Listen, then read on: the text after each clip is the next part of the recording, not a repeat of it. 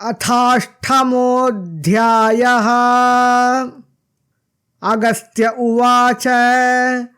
गोशार्कतीर्थाद्विप्रर्षे पश्चिमे दिक्तटे स्थितं रतिकुण्डमिति ख्यातं सर्वपापहरं सदा यत्र स्नानेन दानेन परां कान्तिमवाप्नुयात् तत्पश्चिमदिशा भागे कुसुमायुध नामकं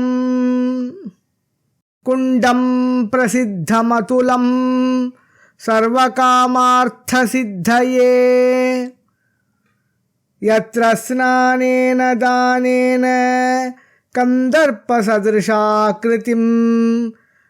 लभते नाविधानेन मुने नास्त्यत्र संशयः। रतिकुण्डे तथा विप्र कुसुमायुधकुण्डके श्रद्धया कुरुते स्नानं ससौख्यपरमो भवेत्। कुण्डद्वयेऽत्र मिथुनं यत्स्नानं कुरुते किल रतिकामा विवख्यातौ सदातौ सुन्दरौ तदा तस्मादत्र विधानेन स्नातव्यं धर्मकाङ्क्षिभिः दानं देयं यथाशक्त्या रतिकन्दर्पतुष्टये भवेतां नियतं तस्य संतुष्टौ रतिमन्मथौ माघे विशदपञ्चम्यां यत्र स्नानं शुभप्रदं रतिकुण्डे पुरस्नात्वा पश्चात् कन्दर्पकुण्डके स्नातव्यं तद्दिने विप्र मिथुनेन प्रयत्नतः। रतिकन्दर्पयोः पूजा विधातव्या विशेषतः वस्त्रादिभिरलङ्कारैः सम्पूज्यौ द्विजदम्पती सर्वान् कामान् अवाप्नोति नात्र कार्या विचारणा। चन्दनागरुकर्पूर कस्तूरी कुङ्कुमादिभिः वासोभिर्विविधैर्पुष्पैः पूजये द्विजदम्पती एवं कृतेन सन्देहो रतिकन्दर्पतुष्टये तद्व्रजेन्मिथुनं विप्र रतिकन्दर्पतुल्यताम्। कुसुमायुधकुण्डात्तु प्रतीच्यां दिशि संस्थितं मन्त्रेश्वर इति ख्यातं तत्स्थानं भुवि दुर्लभं तत्र तीर्थे नरः स्नात्वा दृष्ट्वा मन्त्रेश्वरं विभुं न तेषां पुनरावृत्तिः कल्पकोटिशतैरपि पुरारामो देवकार्यं विधायामलकर्मकृत् कालेन सह संगम्य मन्त्रं चक्रे नरेश्वरः स्वर्गं प्रति प्रयाणाय यत्र स्नातो जितेन्द्रियः तत्रैव स्थापितं लिङ्गं मन्त्रेश्वर इति श्रुतं तदुत्तरे सरो रम्यं कुमुदोत्पलमण्डितं तत्र स्नानं तथा दानं नानाफलदमुत्तमं चैत्रशुक्लचतुर्दश्यां यात्रा संवत्सरी स्मृता तत्र स्नानेन दानेन ब्राह्मणानां च पूजनात् अक्षय्यं स्वर्गमाप्नोति नात्र कार्या विचारणा। मन्त्रेश्वरस्य महिमा न हि केनापि शक्यते सम्यग् वर्णयितुं विप्र य उत्तमफलप्रदः। मन्त्रेश्वर समं लिङ्गं न भूतं न भविष्यति सुगन्धिपुष्पधूपादि कुसुमाद्यनुलेपनैः पूजनीयः प्रयत्नेन सर्वकामार्थसिद्धिदः एवं कृतेन सन्देहो मुक्तिस्तस्य करे स्थिता। तत्रैवोत्तरभागे तु शीतला वर्तते नघ तां सम्पूज्य नरो विद्वान् सर्वपापैः प्रमुच्यते सर्वदा पूजनं तस्याः सोमवारे विशेषतः कर्तव्यं सुप्रयत्नेन ऋभिः सर्वार्थसिद्धये विस्फोटकाधिकभये नरैश्च समुपस्थिते कर्तव्यं पूजनं सम्यक् रोगादिभयनाशनं तदुत्तरे तु तत्रैव देवी वन्दीति विश्रुता यस्या स्मरणमात्रेण निगडादिभयं नहि राज्ञा क्रुद्धेन ये बद्धाः शृङ्खला निगडादिभिः बन्दीं संस्मृत्य देवीं तु मुक्ता स्यात् तत्क्षणाद्धि यात्रा तस्याः प्रयत्नेन कर्तव्या यत्नतो नरैः मंगले हि विशेषेण सर्वकामार्थसिद्धिदा गन्धैः पुष्पैस्तथा धूपैः दीपैरपि च सुव्रतः नैवेद्यैर्विविधैर्वापि पूजनीया प्रयत्नतः बन्दी प्रीत्यै मुनिश्रेष्ठ देयं ब्राह्मणभोजनम् एवं कृतेन सन्देहः सर्वान् कामान् अवाप्नुयात् तदुत्तरस्मिंस्तत्रैव चुडकी भुवि कीर्तिता वर्तते परमासिद्धिरूपिणी स्मरणानृणाम् सुसंदिग्धेषु कार्येषु भये च समुपस्थिते यस्या स्मरणतो नॄणां सर्वसिद्धिः प्रजायते अग्रे तस्या सदा कार्या नृभिरङ्गुष्ठतो ध्वनिः दीपदानं प्रयत्नेन कर्तव्यं नियतात्मभिः सर्वाभीष्टप्रदं नृणां दीपदानं प्रशस्यते चतुर्दश्यां तस्या यात्रा विनिर्मिता ततः पूर्वदिशा भागे वर्तते तीर्थमुत्तमम् महारत्न इति ख्यातं सर्वतीर्थोत्तमोत्तमम् यत्र स्नानेन दानेन पूजया च द्विजन्मनां सर्वकामार्थसिद्धिः स्यात् नात्र कार्या विचारणा भाद्रे कृष्णचतुर्दश्यां यात्रा संवत्सरी स्मृता यत्रास्ते किल मुख्यास्य महारत्न इति श्रुता महारत्न इति ख्यातं तस्मात् तीर्थमनुत्तमं तत्र दानं प्रकर्तव्यं द्विजसन्तोषकारकं नारीभिरपि विप्रर्षे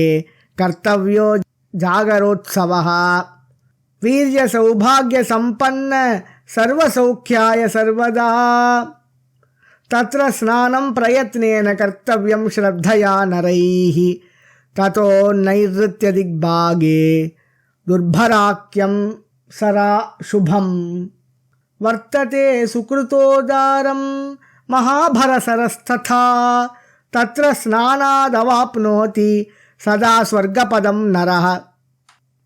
धनं बहुविधं देयं वासांसि विविधानि च शिवपूजा प्रकर्तव्या स्नात्वा कुण्डद्वये नरैः नानाविधेन भावेन भक्त्या परमया युतैः गन्धादिभिः शुभैः पुष्पैः अर्चनीयो महेश्वरः नीलकण्ठोऽन्धकारातिराराध्यो योगिनामपि इति ध्यात्वा शिवं सार्धं निष्पापं प्रयतो नरः सर्वकामानवाप्याशु शिवलोके वसेत् सदा एवं कृत्वा नरो विप्र सर्वपापैः प्रमुच्यते महाभारे वरे तीर्थे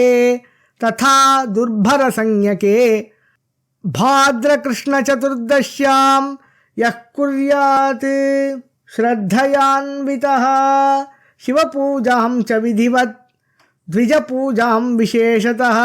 यः करोति नरो भक्त्या शिवलोके स संवसेत्। एवं कुर्वन्नरो विद्वान् न मुह्यति कदाचन। विष्णुरुद्रौ च तस्याति सुप्रसन्नौ सनातनौ तयोः स्मरणमात्रेण सर्वपापैः प्रमुच्यते। अतः किं बहुनोक्तेन विप्रतीर्थमनुत्तमम् सर्वपापौघशमनं सर्वाभीष्टकरं सदा। अतः परं प्रवक्ष्यामि तीर्थमन्यच्छुभावहं यत्र यात्रा तथा दानं विना भाग्यं न संभवेत्। ईशाने दुर्भरस्थानान् महाविद्याभिदं महत् तस्य दर्शनतो नृणां सिद्धयः स्युः करे स्थिता। तदग्रे सरसि स्नात्वा महाविद्यां तु यो नरः पश्यति श्रद्धया भक्त्या स याति परमां गतिम्। सिद्धपीठं तथाख्यातं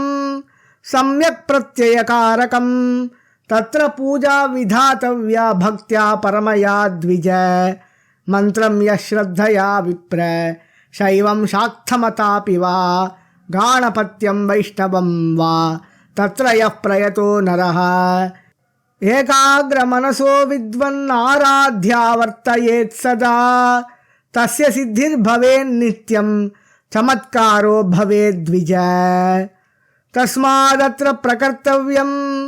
जपादिकमतं धृतैः अष्टम्यां च नवम्यां च यात्रा स्यात् प्रतिमासिकी। देयान्यन्नानि बहुशो नानाविधफलानि च क्षीरेण स्नपनं कार्यं पूजनीया प्रयत्नतः। उच्चाटनादीन्यपि च मोहनादिविशेषतः अत्र स्थाने विशेषेण दुष्टमन्त्रोऽपि सिद्ध्यति। सिद्धस्थाने परं मोक्षं वशीकरणमुत्तमम्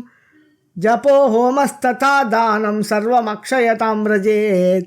आश्विने शुक्लपक्षस्य नवरात्रिषु सुव्रत यत्र गत्वा नरो विप्र सर्वपापैः प्रमुच्यते। यदा पूर्वं विनिर्जित्य रावणं लोकरावणं समागतो रघुपतिः सीतालक्ष्मणसंयुतः यत्र गत्वा पदावीरो भरतो रामकाङ्क्षया स्थितः सानुचरः श्रीमान् श्रिया परमया युतः। तत्रागमत्सुरगवी प्रादुर्भूता स्रवत्स्तनी तस्तनेभ्यप्रसुस्राव दुग्धं बहुगुणादिकम्। तद्भूमि पतितं दुग्धं दृष्ट्वा वानरराक्षसाः विस्मयं परमं जग्मुः प्रपपुस्ते चराचरम्।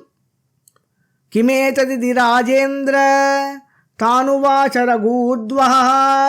वसिष्ठो वेत्ति तत्सर्वं पृच्छामस्तं मुनिं वयम्। इत्युक्तास्तु ततः सर्वे वसिष्ठ प्रमुखे स्थिताः ते पप्रच्छुः प्राञ्जलयः कृत्वा चाग्रेसरं नृपम्।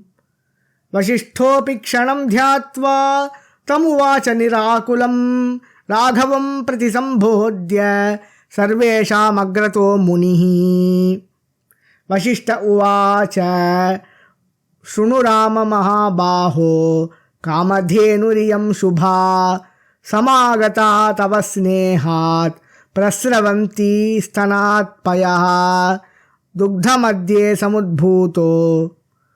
रुद्रस्त्वां द्रष्टुमागतः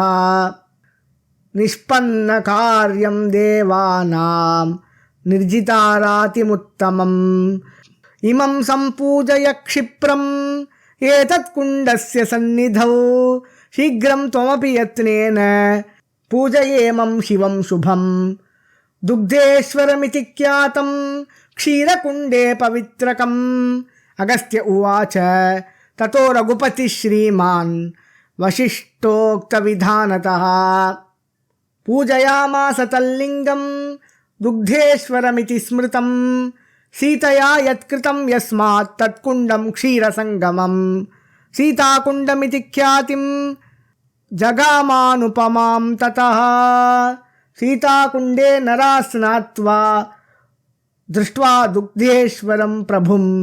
सर्वपापैः प्रमुच्येत नात्र कार्या विचारणा अत्र स्नानं जपो होमो दानं चाक्षयतां व्रजेत् सीताकुण्डे तु सम्पूज्य सीतारामौ सलक्ष्मणौ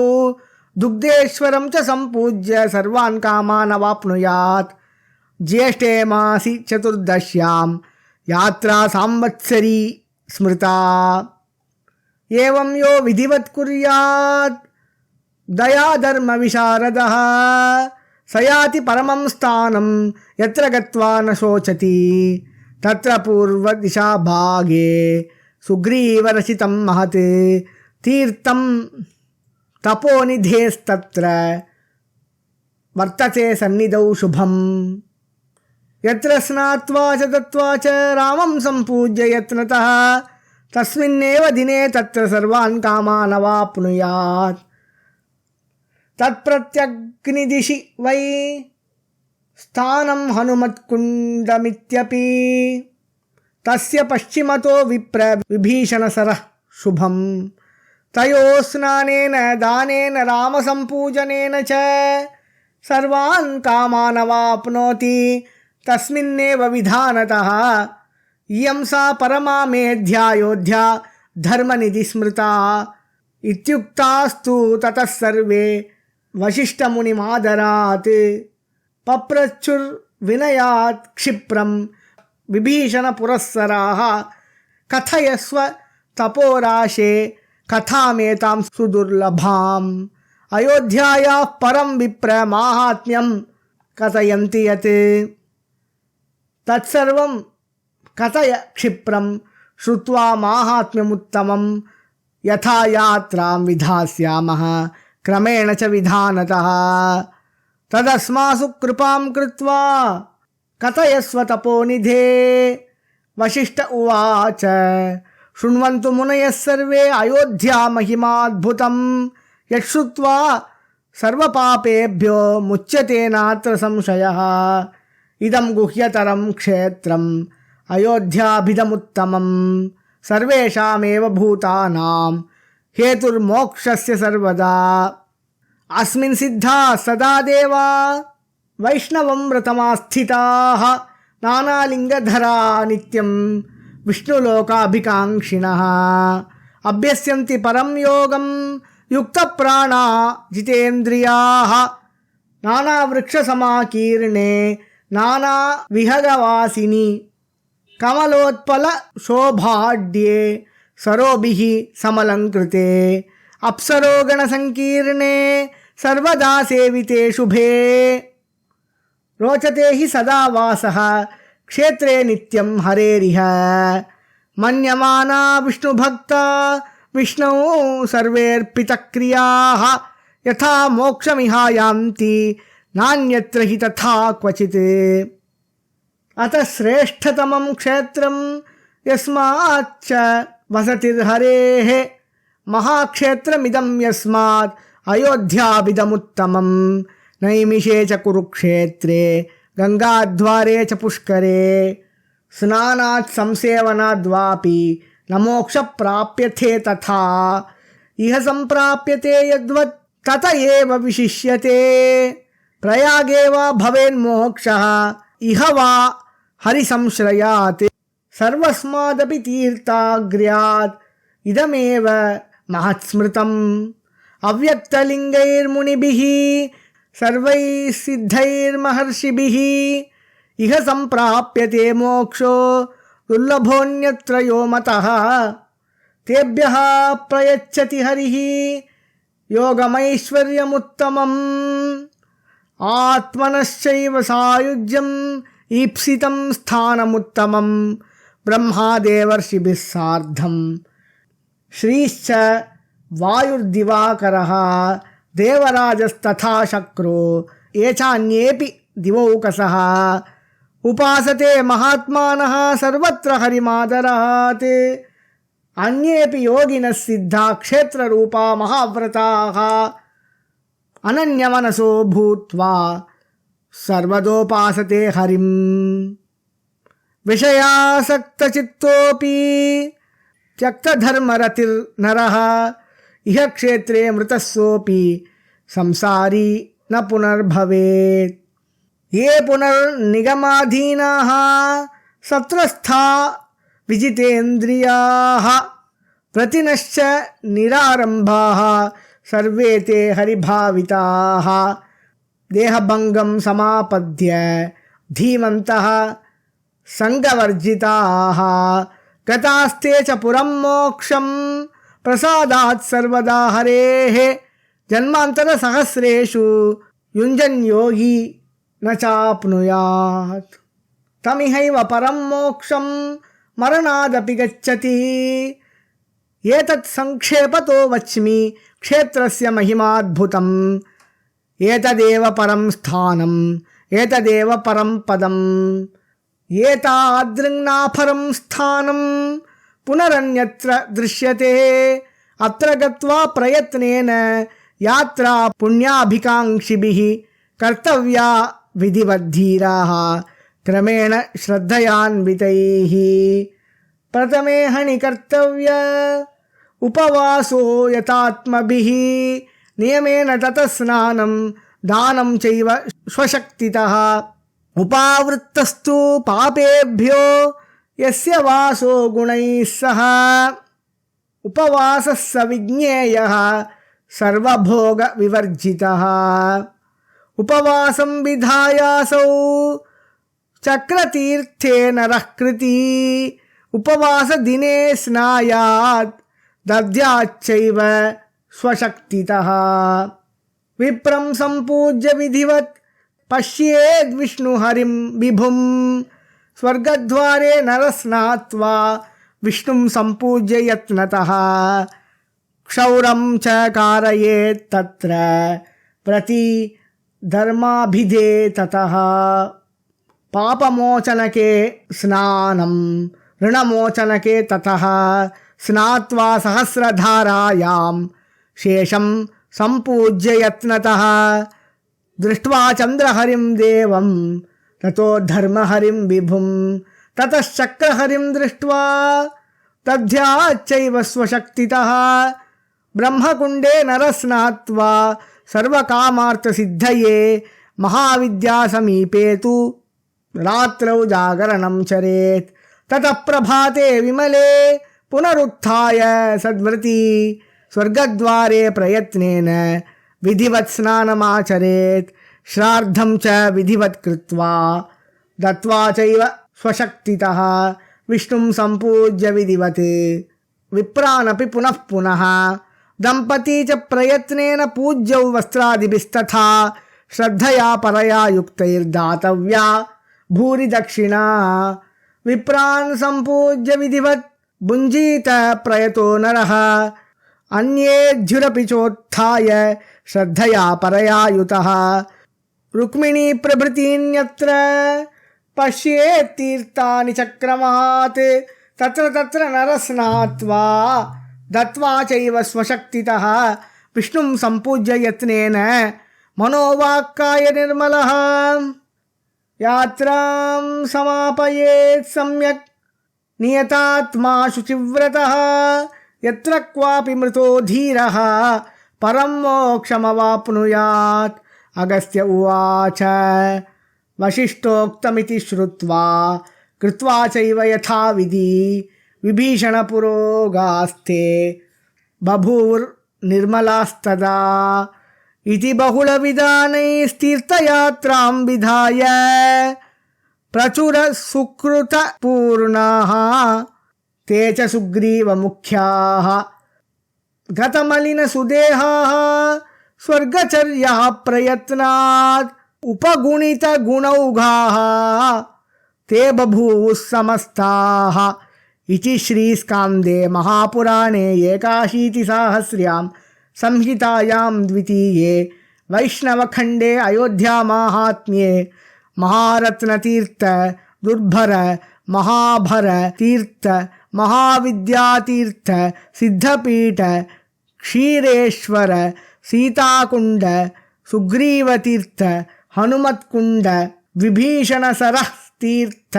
अयोध्या यात्रा विधिक्रम वर्णनम नाम अष्टमोऽध्यायः।